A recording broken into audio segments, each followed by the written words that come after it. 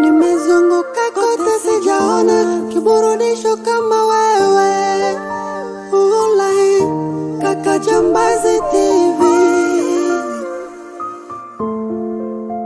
Wewe sijaona.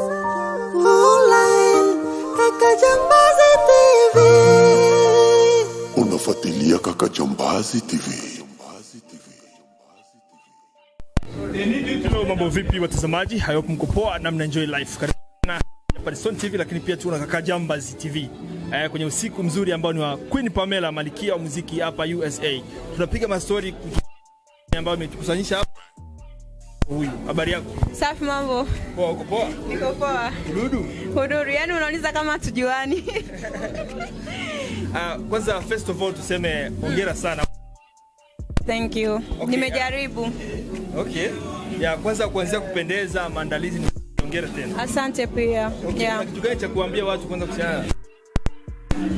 Nimefurahi sana kuwaona na watu wamekuja, mwitikio ni mkubwa, nimeenjoy sana na watu wanaenjoy. Napenda dei watu wanavyoenjoy kucheza muziki. Yaani ndio kitu kikubwa, ndio maana halisi ya kuwa msanii. Yaani tunapenda muziki. Yeah. Yes, ningetaka kujua kuhusiana na sherehe hii hapa kwa sababu umefanya kitu kikubwa sana na idea umetoa wapi? Ilikuwa ni kitu changu, japokuwa mwanzo nilipotaka kuanza watu wengi wa karibu walinikatisha tamaa. Kwanza waliniambia muitikio wa watu utakuwa mdogo, watu hawatakuwa wengi na watu hawatolipia, lakini imagine mtu ametoa $80 kwa ajili ya kuja kunisupport. Nimeuza so chini 150 ambapo tunaweza kusema maybe 30 zilikuwa VIP, nyingine za kawaida zilikuwa regular, so a lot of money for me. Ni pesa nzuri na nikaamua kufanya maandalizi mazuri, sikutaka kuwanyima watu wangu ya. So kuhusiana na kamati ya maandalizi, labda ulihangaikaje labda kuanza kutafuta, kwa sababu sio rahisi tu kuchukua mtu njoo. Nimeona watu heshima zao, nimekuaje kwa convince na kuja kushirikiana na wewe hapa kwenye sherehe? Watu wote ni zangu na ndugu zangu na jamaa. So nilivyowapa ile idea nilivyowapa, hakuna mtu ambaye alikataa. Wote walikubali moja kwa moja. Yeah. Na kitu kama hiki kwako ukiwa umekuwa mkubwa kama ulivyosema, kimekufundisha nini kwenye historia yako ya muziki na umejipanga vipi kwa anakuja? Kujituma. Watu wanaona juhudi zako, ndio maana wanafanya kitu ambacho unatuma ya kujituma. Queen Pamela anaishi New York, lakini kwa nini Chicago? Chicago ni state katikati, state nyingi, that's why. Kule kwetu ni mbali.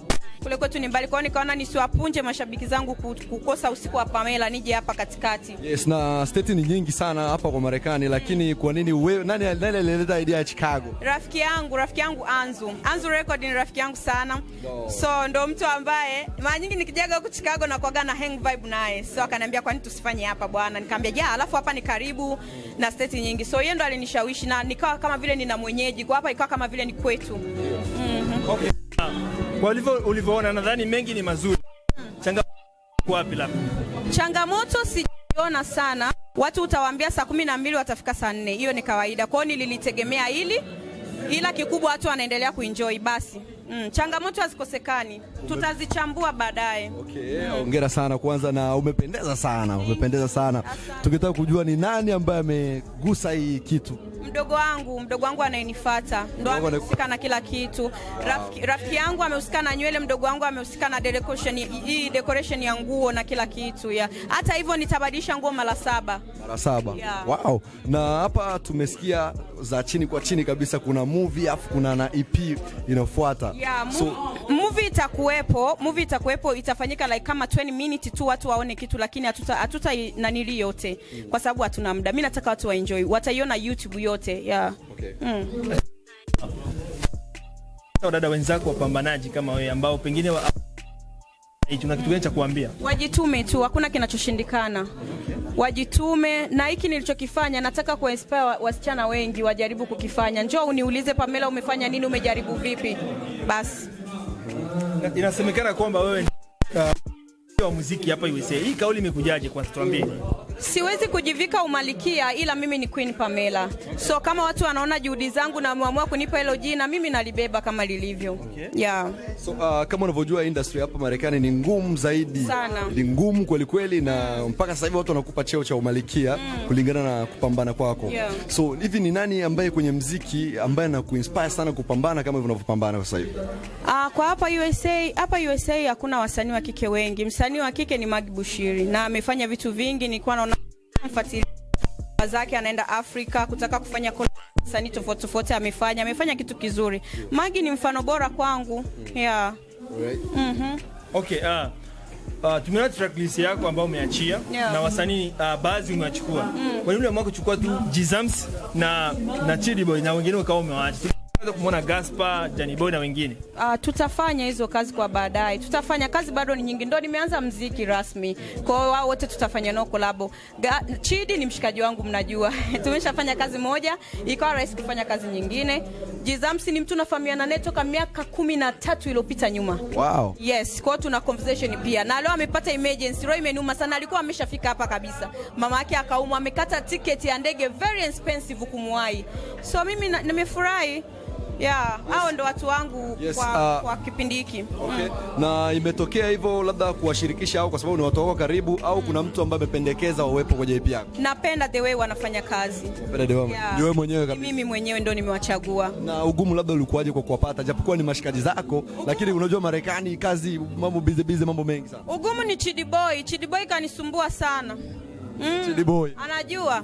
Kanisumbua sana. Nenda studio. Nenda bwana Chidi, siku zimebaki ndogo, nitaenda hivyo. Unahisi ni kwa sababu gani? Labda kwa sababu mmeshafanya ya kwanza ndio maana alikuwa anaringa kidogo au inakuwaje? Alikuwa ananivimbia, ni star. Swali lingine ambalo nitamani kujua. Ule wimbo ambao uliachana na Chidi Boy. Ile kwanza ilikuwa ni remix. Tena kwenye EP. Kwa nini ni wimbo mmoja unaochukua?